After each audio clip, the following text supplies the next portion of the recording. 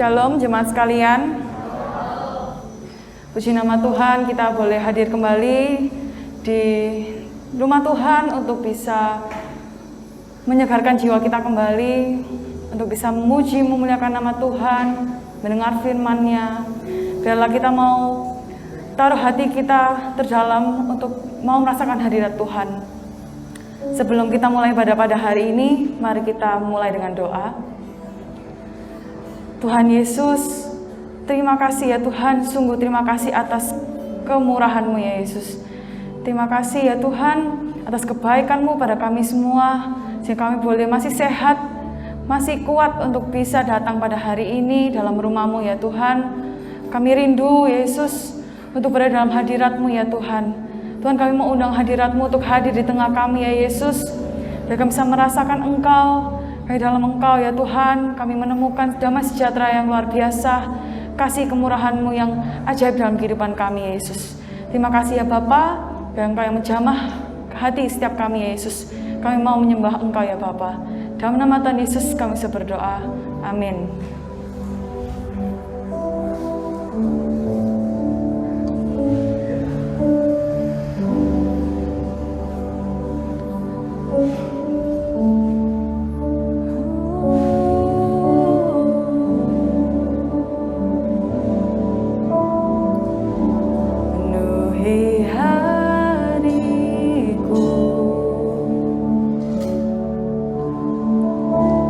Dengan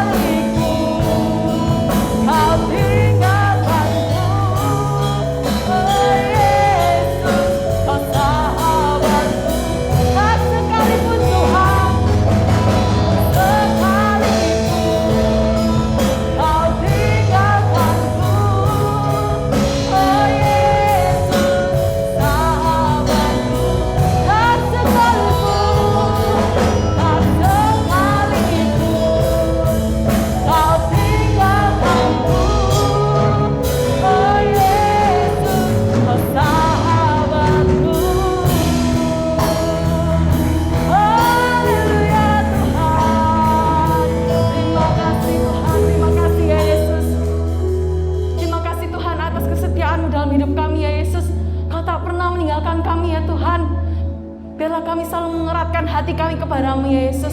Semakin dalam, semakin dipenuhi dengan kasih-Mu ya Tuhan dalam kehidupan kami Yesus. Tuhan, terima kasih atas hadirat-Mu, kami bisa rasakan hadirat-Mu ya Tuhan.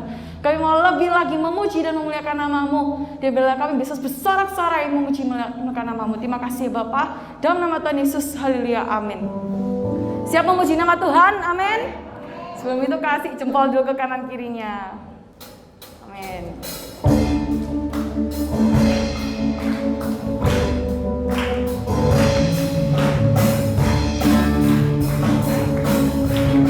Hidup yang kupilih Tuhan, hidup yang kupilih membuatku berarti, karena Yesus Tuhan tempatku percaya dan berharap. Buka mataku, lihat sekelilingku, harus nyatakan kebenarannya yang membebaskan. Karena kuasa-Mu, karena kehebatan-Mu, dapat lakukan perkara besar yang Engkau janjikan. Yesus, Kaulah sahabatku. Yesus, Kau yang akan selalu berada di sisiku. Kau sumber kuatku. Oh, Yesus, Kaulah sahabatku. Yesus, Kau yang tak pernah jemu di sisiku. Kau sumber kuatku.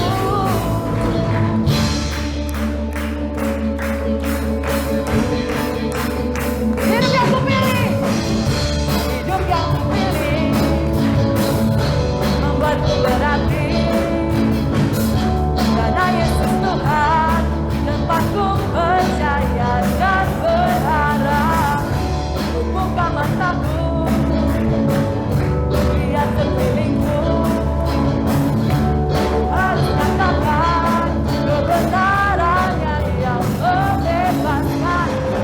Karena kuasa-Mu, karena kehebatan-Mu, karena kehebatan-Mu, ku dapat lakukan perkara besar yang Engkau janjikan. Oh Yesus, Kaulah sahabatku. Yesus, Kau yang akan selalu berada di sisiku.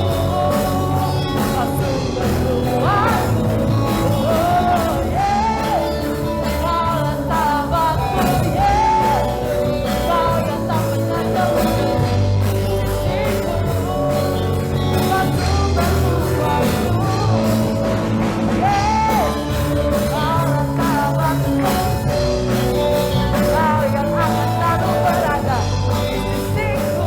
Kau sumber kuatku. Oh Yesus, Kaulah sahabatku. Yesus, Kau yang tak pernah jemu di sisiku.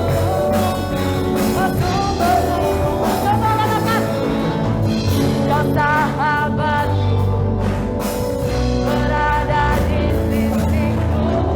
Kau sahabatku selama-lamanya.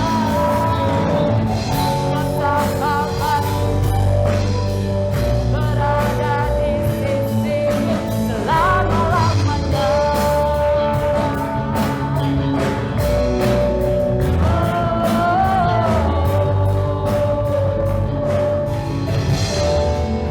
Haleluya, beri kemuliaan bagi nama Tuhan, amin. Silakan saudara duduk kembali. Sebelum mendengar firman-Nya, mari kita mau siapkan bagi Tuhan. Kita persiapkan persembahan kita untuk kemuliaan nama-Nya.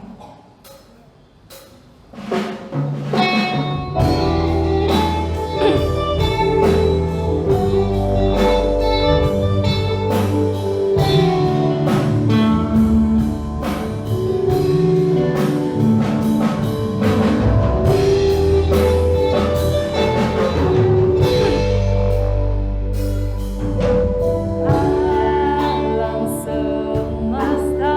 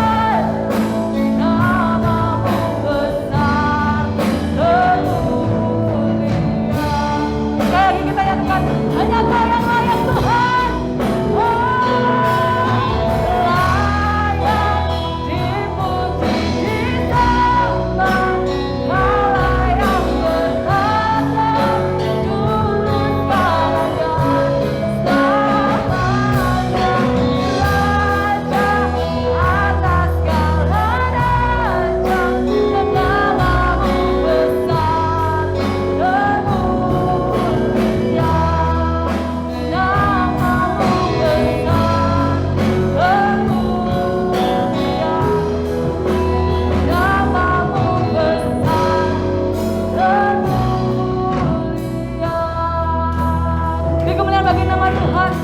Ya Yesus, Kau yang layak dipuji dan disembah Tuhan. Kau layak dipuji dan disembah Yesus. Terima kasih ya Tuhan, terima kasih Yesus. Kami telah memuji dan memuliakan nama-Mu ya Tuhan. Tiba saatnya roh kami disegarkan kembali oleh firman-Mu Yesus. Tuhan, masuklah dalam hati kami Yesus, menjamah kami ya Tuhan. Menjamah setiap dari kami ya Yesus. Bila ya Tuhan, firman-Mu hari ini bisa meneguhkan kami ya Tuhan. Berkati hamba-Mu yang akan menyampaikan firman-Mu ya Yesus. Dan beri hikmat, bila semua kata-kata yang keluar dari lidah bibir hamba-Mu adalah apa yang Kau ingin firmankan bagi kami ya Yesus. Kami menyerahkan semuanya ke dalam tangan-Mu ya Tuhan. Bila kuasa-Mu yang bekerja bagi setiap kami ya Yesus. Di dalam nama Tuhan Yesus kami bisa berdoa. Amin. Silakan saudara duduk kembali.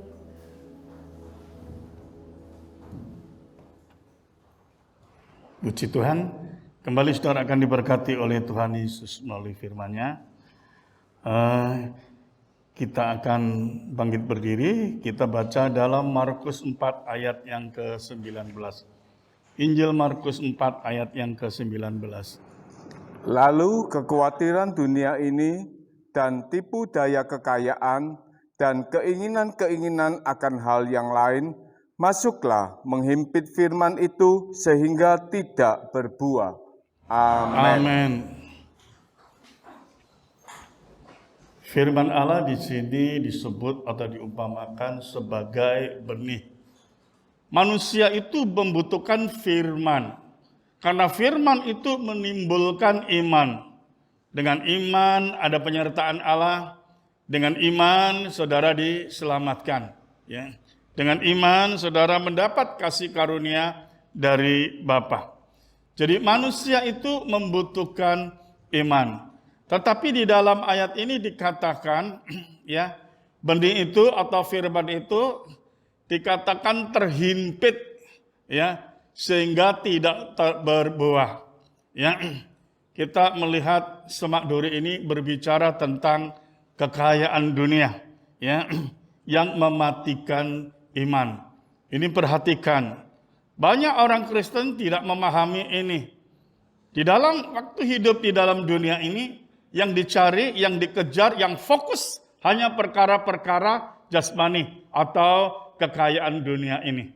Ya, padahal kekayaan dunia ini bisa mematikan, ya, iman kita. Jemaat yang kasih di dalam Yesus, ya. Nah, benih adalah firman itu harus bertumbuh dan berbuah, ya.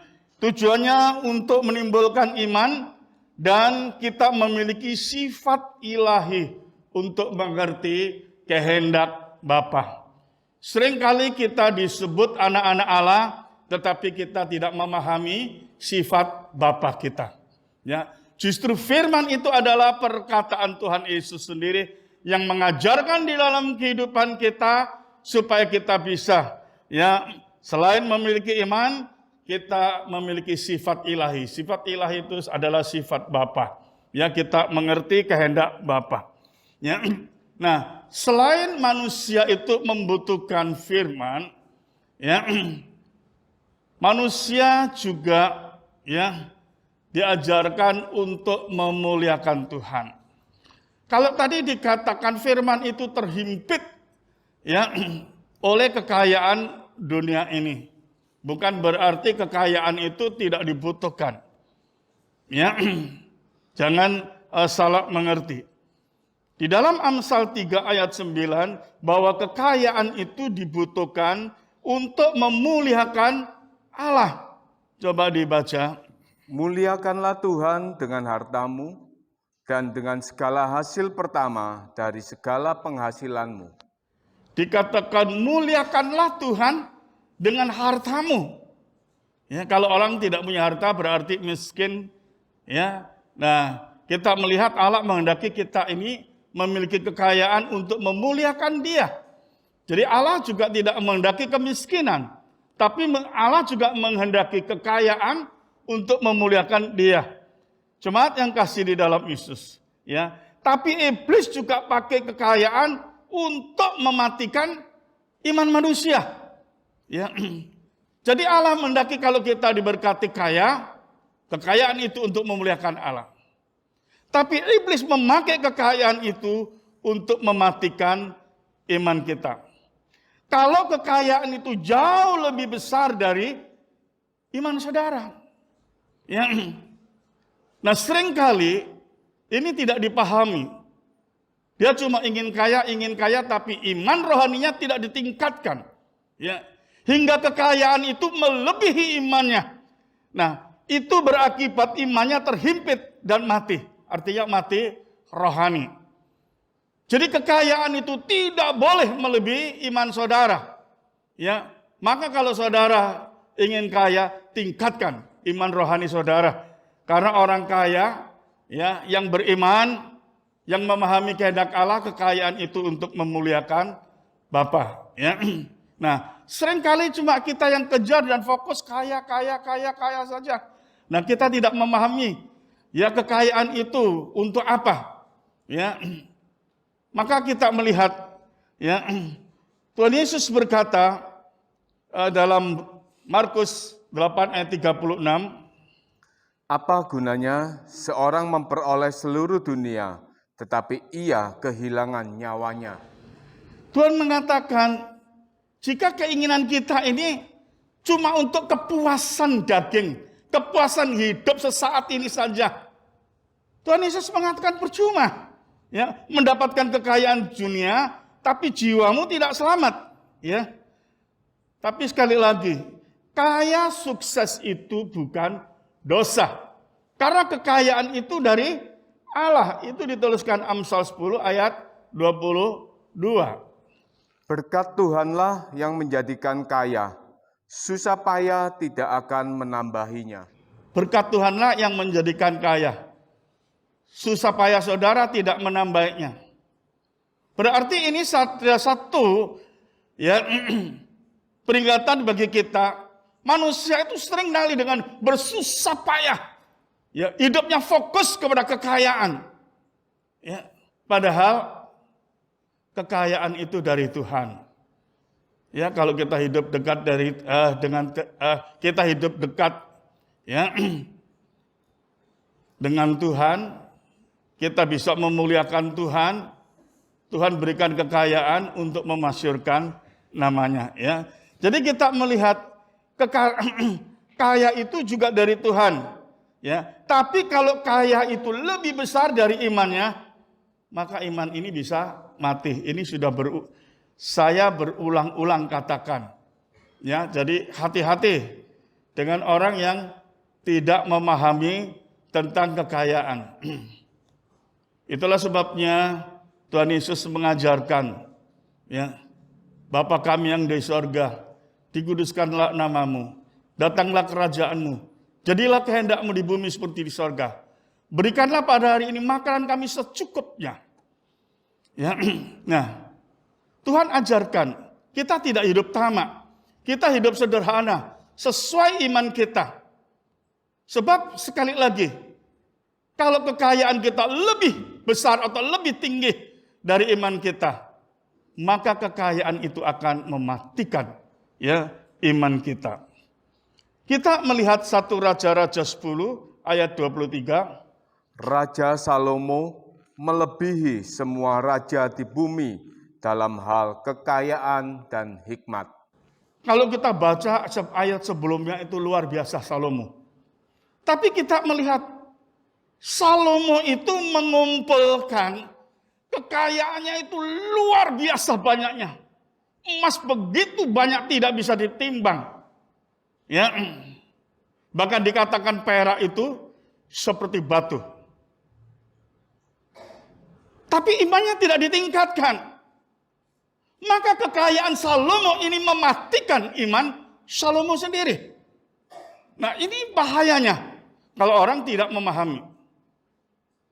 Kalau saya melihat, mungkin ini pakar ekonomi, ya, yang menghitung. Ya, kalau saya terus terang, saya tidak bisa menghitung. Mereka menghitung kekayaan Salomo ini kalau dihitung sekarang ini, ya, kekayaannya itu senilai 2,2 triliun dolar. Ya, 2,2 triliun dolar. maaf, rupiah saja saya tidak bisa ngitung. Ya, untuk ngitung 2 miliar saja, rupiah saja saya tidak bisa ngitung. Saya ngitung uang itu teller saya. Ya, wah itu luar biasa. Jadi kekayaan Salomo itu begitu besar, melebihi iman Salomo. Maka Salomo mati imannya, jatuh di dalam dosa, lumpuh imannya. Ya. 1 Raja-Raja 11 ayat 6. Dan Salomo melakukan apa yang jahat di mata Tuhan, dan ia tidak dengan sepenuh hati mengikuti Tuhan seperti Daud ayahnya. Kita melihat hati Salomo itu bukan dipenuhi roh Allah. Hati Salomo itu bukan dipenuhi firman Allah. Tapi hati Salomo itu dipenuhi kekayaan yang begitu besar. Akibatnya imannya lumpuh. Dia tidak mencari Allah dengan segenap hatinya. Ya. Dia tidak sungguh-sungguh ya mengasihi Allah. Tapi hidupnya sudah terikat oleh kekayaannya. Itu yang melumpuhkan ya iman Salomo. Nah, inilah yang saya maksud ya, kekayaan dunia ini mematikan iman seseorang. Ini adalah tipu daya setan. Hati-hati ya. Karena sekarang kita ada di akhir zaman. Ya. Dan sekarang juga COVID merajalela seperti ini. Ya, jadi saya mengajarkan ya sesuatu yang saya tidak tahu, saudara bisa memahami atau tidak. Tetapi saya tidak saya tidak bisa. Ya, istilahnya itu seperti Rasul Paulus mengatakan, memberi makanan-makanan susu saja. Nah, itu nanti membuat saudara tidak bertumbuh, tidak memiliki kualitas iman yang baik. Ya, hingga saudara itu diambang-ambingkan oleh keadaan dunia yang membingungkan saat ini. Hingga yang ada dalam kehidupan saudara adalah perasaan takut, perasaan khawatir, dan sebagainya. Padahal sebagai anak-anak Tuhan, Tuhan sudah memberikan kemenangan atas segala persoalan hidup ini. Kemenangan itu diberikan kepada saudara-saudara sebagai anak-anak Allah. Tapi seringkali kita tidak bisa memahami ini. Ya. Jemaat yang kasih di dalam Yesus. Beda Salomo. Beda dengan bapaknya, yaitu Daud. Daud itu kaya sekali. Tapi dia meningkatkan iman rohaninya. Dia hidup dekat dengan Allah. Itu Daud. Ya. Coba kita melihat Mazmur 62 ayat yang kedua. Hanya dekat Allah saja aku tenang, dan daripadanya lah keselamatanku. Nah, kita melihat, tadi sudah saya jelaskan. Beda Salomo, beda Daud. Daud itu selalu hidupnya mendekatkan kepada Tuhan. Hingga dia memiliki jiwa ya yang dikuasai ketenangan, bisa berpikir dan bisa mengerti apa yang dikehendaki oleh Allah. Dengan kata lain, iman Daud ini terus meningkat. Ya, sekalipun kekayaannya juga meningkat. Tetapi iman Daud ini lebih besar dari kekayaannya. Inilah yang dikehendaki oleh Allah. Kekayaan Daud itu bukan semata-mata untuk pribadinya. Kekayaan Daud itu untuk memuliakan Allah.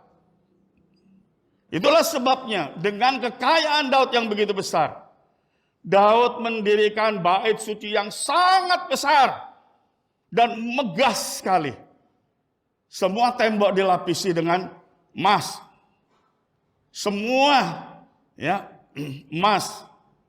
Jadi kita melihat bait suci yang dibangun oleh Daud itu luar biasa. Cuman ya Allah berkata kepada Daud.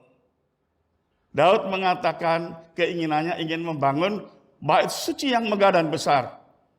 Ya, Daud sudah persiapkan kekayaannya yang besar itu untuk memuliakan Allah, membangun bait suci. Tapi Allah bilang, bukan engkau Daud yang akan membangun. Ya, tapi Salomo anakmu. Ya. Tapi semua bahan bangunan, ya, emas, perak, besi, semua bahan-bahan itu dipersiapkan oleh Daud. Itu ditulis 1 Tawarik 22 ayat 14.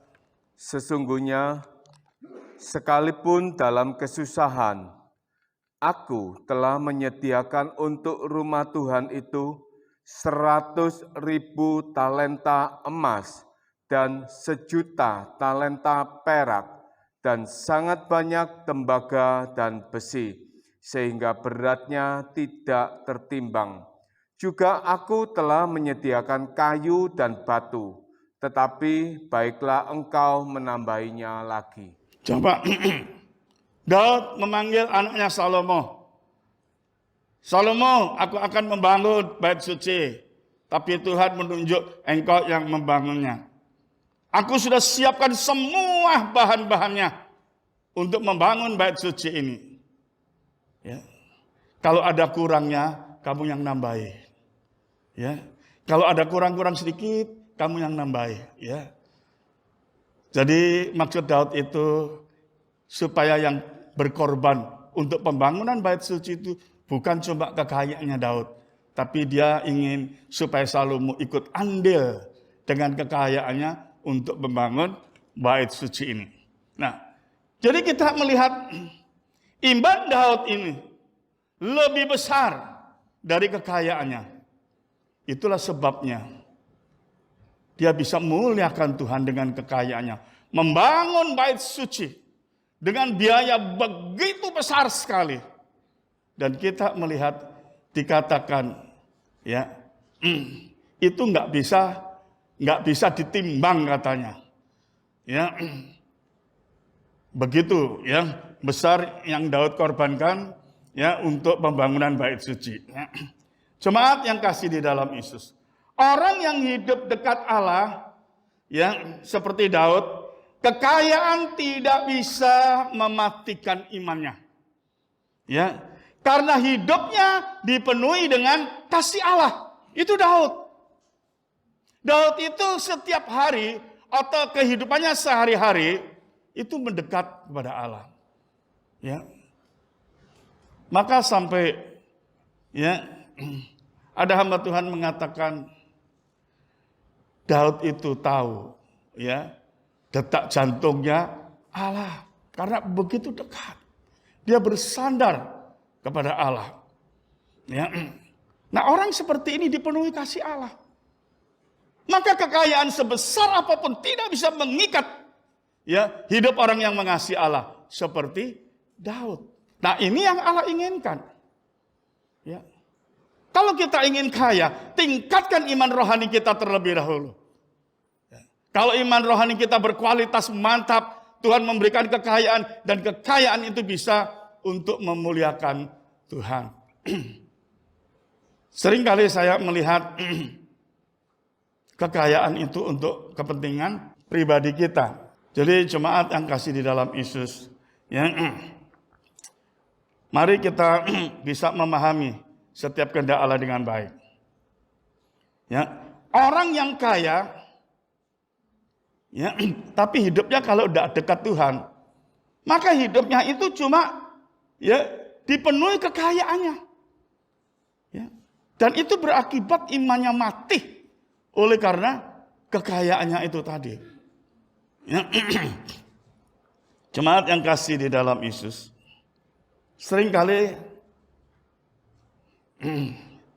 kalau saya hitung, saya pelayanan sampai sekarang kurang lebih sudah 40 tahun. Saya pelayanan kurang lebih 30 tahun. Ya. Bahkan waktu saya masih dicalonkan sebagai gembala di sini, belum dilantik jadi gembala, dicalonkan, banyak yang tidak setuju. Bahkan waktu itu karena umur saya kurang lebih 30 tahun. Bagi saya itu cukup. Karena saya melihat pendeta-pendeta yang lain umur di bawah saya. Tapi saya dikatakan, waktu itu, Pak Andreas ini masih bau kencing kok mau jadi gembala katanya. Saya dikatakan, saya masih bau kencing kok mau jadi gembala. Maksudnya terlalu muda karena waktu itu banyak jemaat yang tua-tua. Ya. Nah, jadi jemaat yang kasih di dalam Yesus. Ya, seringkali mereka tidak memahami, cuma dilihat lamanya jadi pendeta, lamanya jadi gembala, ya. Tuhan tidak melihat itu. Tuhan melihat ya hati kita, ya, ketulusan kita, kedekatan kita dengan Tuhan, ya. Nah, banyak orang Kristen doa minta kaya.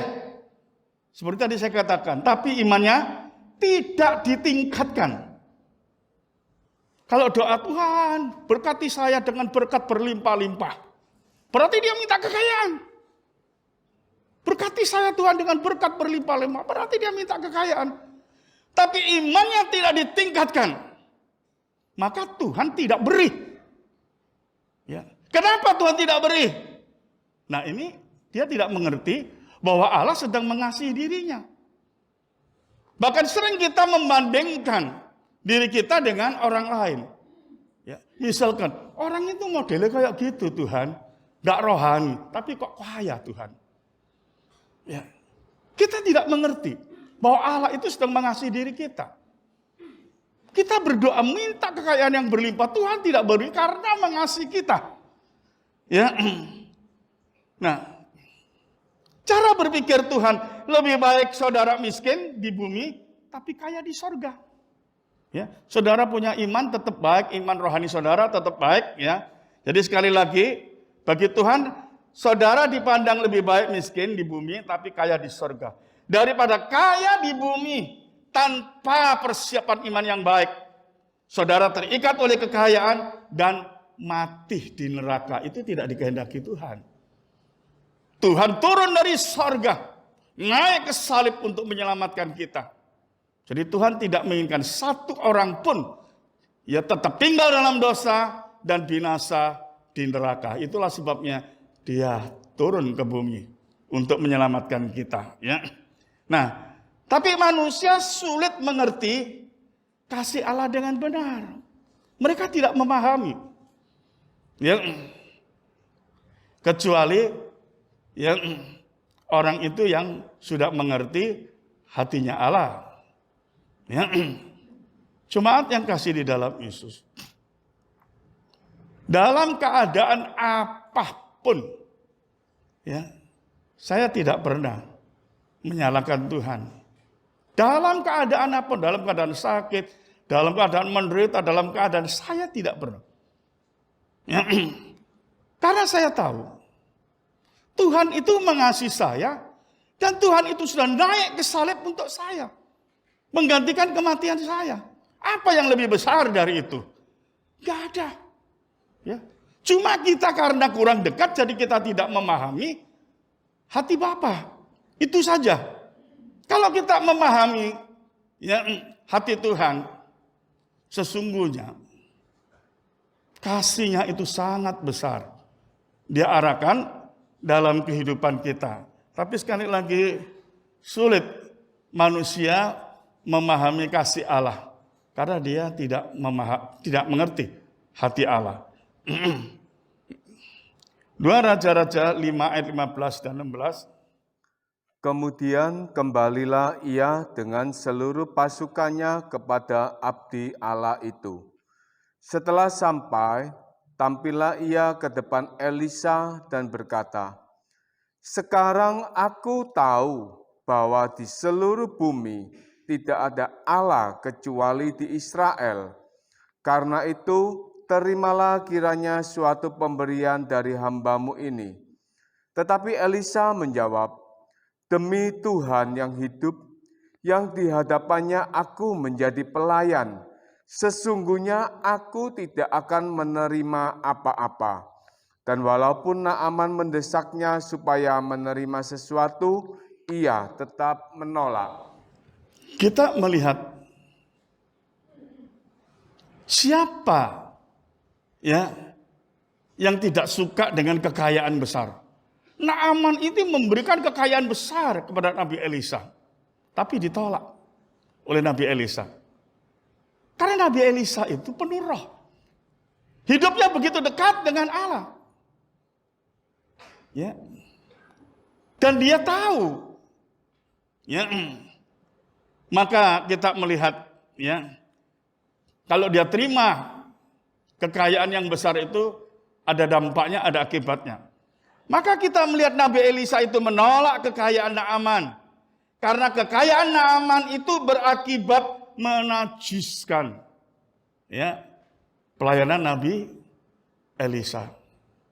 Itulah sebabnya ditolak. Gak ada seorang hamba Tuhan, ya, kalau dikasih berkat ditolak. Ya. Apalagi berkat Naaman begitu besar, ya. Nah, banyak orang Kristen kaya tapi sulit hidup suci karena kekayaannya itu menajiskan imannya. Ya. Jadi sekali lagi, ya, hati-hati di dalam kehidupan tentang kekayaan dunia. Matius 19:21 sampai 22.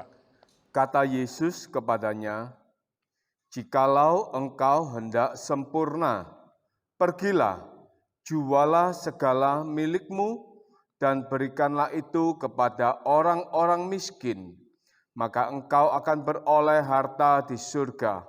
Kemudian datanglah kemari, dan ikutlah aku." Ketika orang muda itu mendengar perkataan itu, pergilah ia dengan sedih sebab banyak hartanya. Pemuda yang kaya, imannya lumpuh karena terikat kekayaan yang besar. Kekayaan itu sangat membahayakan jiwa seseorang jika tidak disertai peningkatan iman yang baik. Coba Tuhan tawarkan kepada pemuda yang kaya itu, ya, berikan hartamu kepada orang miskin, ya, nanti kamu mendapatkan kekayaan di sorga, dan ikutlah aku. Ya.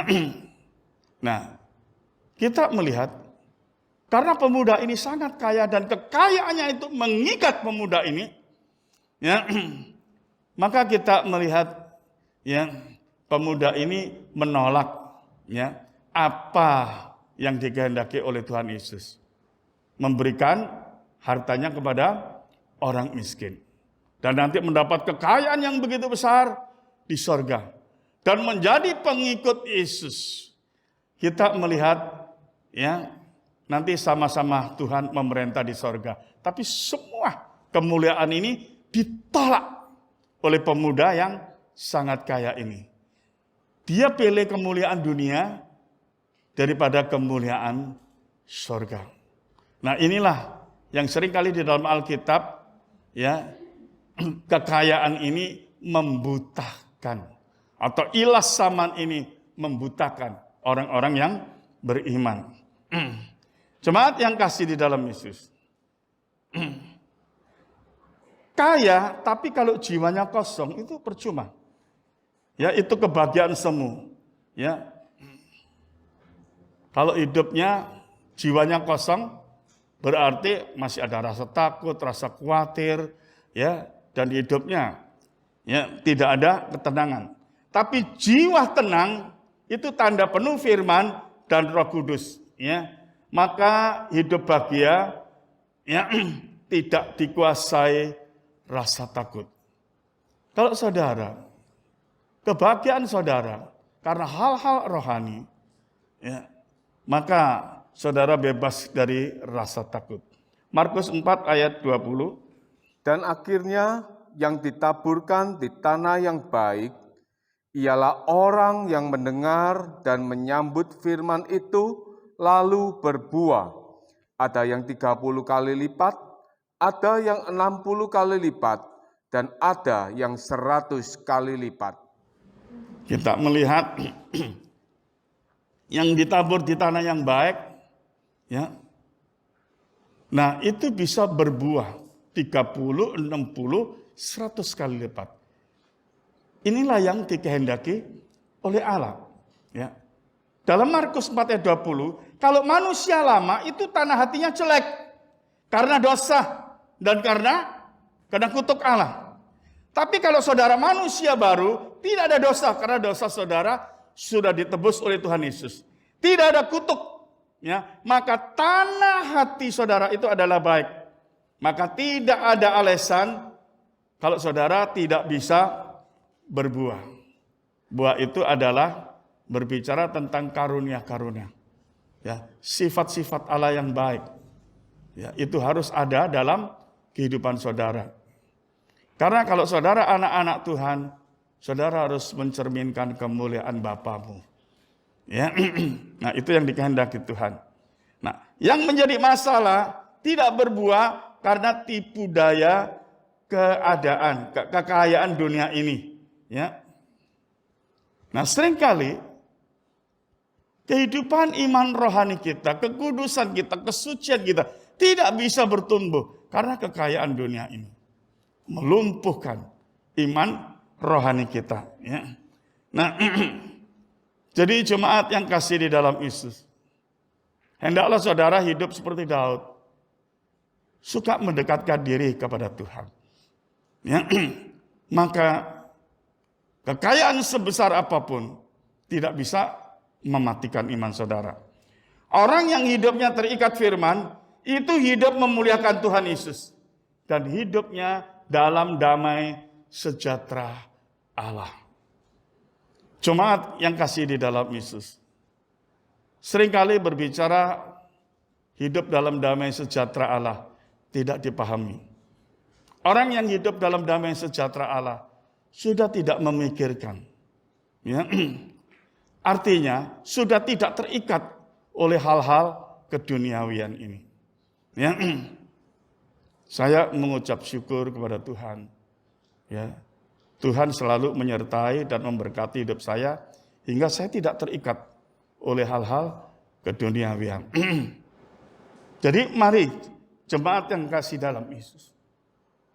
Allah kita itu adalah Allah yang sempurna. Allah yang tahu. Apa yang akan terjadi itu Tuhan tahu. Kita tidak tahu. Seringkali kita meraba-raba. Bahkan seolah-olah kita ya, menganggap seolah-olah. Kenapa? Kok Tuhan biarkan seperti ini? Padahal keputusan Tuhan itu adalah keputusan yang terbaik. Karena Allah kita adalah Allah yang sempurna. Dan Allah yang mengasihi kita. Ya. Jadi jemaat yang kasih di dalam Yesus, tetaplah saudara setia kepada Tuhan. Dan berdirilah teguh atas kebenaran firman Tuhan. Maka penyertaan Allah dan berkat Allah senantiasa ya meliputi kehidupan saudara. Tuhan Yesus memberkati. Mari kita bangkit berdiri. Kita amenkan firman Tuhan yang kita terima pagi hari ini. Bapa kami yang ada di surga, kami mengucap syukur untuk kebenaran firman-Mu yang datang kepada kami pagi hari ini, yang mengajarkan setiap kami supaya hidup kami tidak dikuasai oleh perkara-perkara kedagingan, tidak memikirkan hal-hal kekayaan dunia. Karena sesungguhnya Tuhan, seringkali kekayaan dunia ini menjadi jerat bagi kami yang mematikan iman rohani kami. Tetapi biar melalui firman-Mu ini kami memperhatikan bagaimana kami hidup di hadapan-Mu, membangun iman rohani kami, meningkatkan kepercayaan kami kepadamu Tuhan. Sebab sesungguhnya Tuhan, ketika kami membangun iman yang baik, berkat-berkat-Mu itu akan menyertai kami, pemeliharaan dan kasih-Mu itu akan turun limpah kepada kami. Seperti Raja Daud Tuhan, yang mendekatkan diri kepadamu, dan Kau memberkati dengan luar biasa. Terima kasih Bapa, kiranya kehidupan kami hari-hari ini Tuhan, kami juga membangun satu hubungan yang baik dengan Engkau Tuhan, sehingga perkara-perkara dunia tidak menghimpit iman rohani kami. Materaikanlah firman-Mu di dalam kehidupan kami Tuhan, dan kami berjalan seturut dengan kehendak-Mu.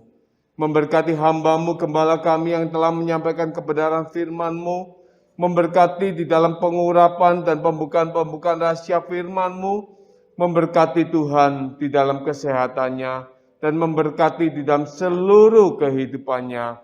Terima kasih Bapa. Di dalam nama Tuhan Yesus kami berdoa dan mengucap syukur. Haleluya. Amin. Mari kita mau memberikan persembahan yang kedua. Kita naikkan pujian lebih dalam ku menyembah.